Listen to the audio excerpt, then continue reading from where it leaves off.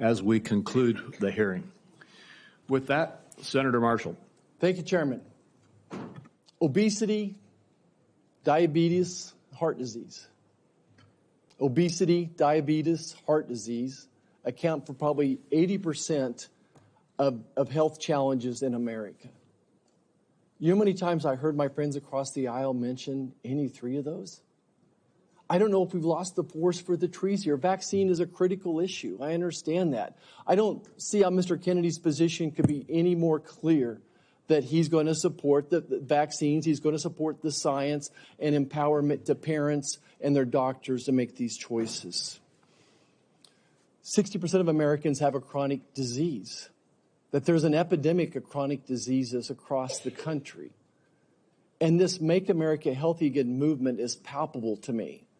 It started on the campaign trail in 2020 when moms I'd never met, that never involved in the political process, came up to me and said, look, I want to make these choices about my children with my doctor, not the federal government. That it's a very real thing. Moms, dads, grandparents across the country grab me and say, look, why do 20% of our children now, why are they on a prescription drug? So, Mr. Kennedy, what is your prescription to help make America healthy again? What's your vision? What does that look like to you? Thank you, Senator Marshall. We're having epidemics of all these chronic illnesses, autoimmune diseases, neurological diseases, allergic diseases, obesity. When my uncle was president, 3% of Americans were obese. Today, 74% of Americans are obese or overweight. No other country has anything like this. In Japan, the obesity rate is still 3%. And epidemics are not caused by genes. Genes may provide the vulnerability, but you need an environmental toxin. Something is poisoning the American people. And we know that the primary culprits are our changing food supply, the switch to highly chemical-intensive processed foods. We have 10,000 ingredients in our country, in our foods. The Europeans have only 400. If you buy McDonald's French fries in our country, there's 11 ingredients, my understanding. In Europe, there's only 3. If you buy Fruit Loops in our country, they're loaded with food dyes, with yellow dye, red dye, blue dye, and many other ingredients. The same company makes the same product with different ingredients for Canada and Europe. And at age, we don't have good science on all these things. And that is deliberate. That's a deliberate choice not to study the things that are truly making us sick, that are not only contributing to chronic disease, but to mortalities from infectious disease.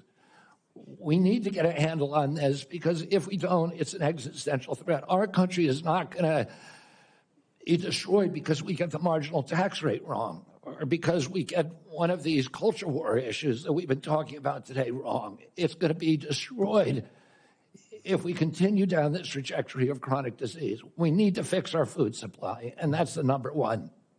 Thank you, Mr. Kennedy. Certainly, I share your concern with ultra-processed foods. On the other end of this food chain are my farmers and ranchers back home. Would you just take a second and share your compassion, how you feel about farmers and ranchers, that they respond to the market. They don't dictate the market. They grow what the market is wanting them to grow. And Senator Hawley told me the other day that his brother-in-laws are all farmers. And he said 4 out of every 5 of his brother-in-laws has Parkinson's disease. And that kind of cluster we're seeing across farm country of cancers, autoimmune diseases, obesity, et cetera. Oh, and we can now not export American food to Europe because the Europeans won't take our food. That's not good for farmers. We're also destroying our soil because some of the chemicals that farmers use destroy the microbiome, and that causes the erosion of the soil. You can't get water infiltration. water pools up and it washes the soil off.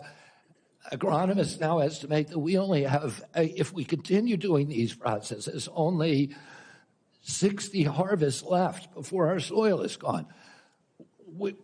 Farmers are using seeds and chemicals that are, over the long term, are costing them and us. And what we need to do is we need to support the farmers. We need the farmers as partners if we're going to make them work.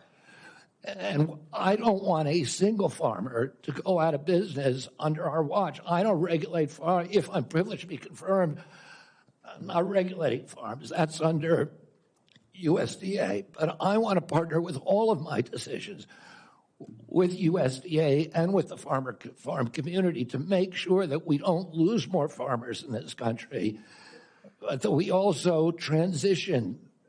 We offer and incentivize transitions to regenerative agriculture, to no-till agriculture, and to less chemically intensive. And by the way, I've also met with the chemical industry and the fertilizer and herbicide companies, and they want to do the same thing. Oh, and I think we're on the trajectory to do that, and we need to incentivize initiatives to accelerate that trajectory. Mr. Chairman, if I could, the great news is that my farmers in Kansas are selling products to Europe, that today's regenerative practices, soil health, all those things are priorities for Kansas farmers. Many of us are doing many of those things already. We just need it to be more widespread. If I could just wrap up my remarks, though, is that, again, going back to the big picture here, 60% of Americans have a chronic disease.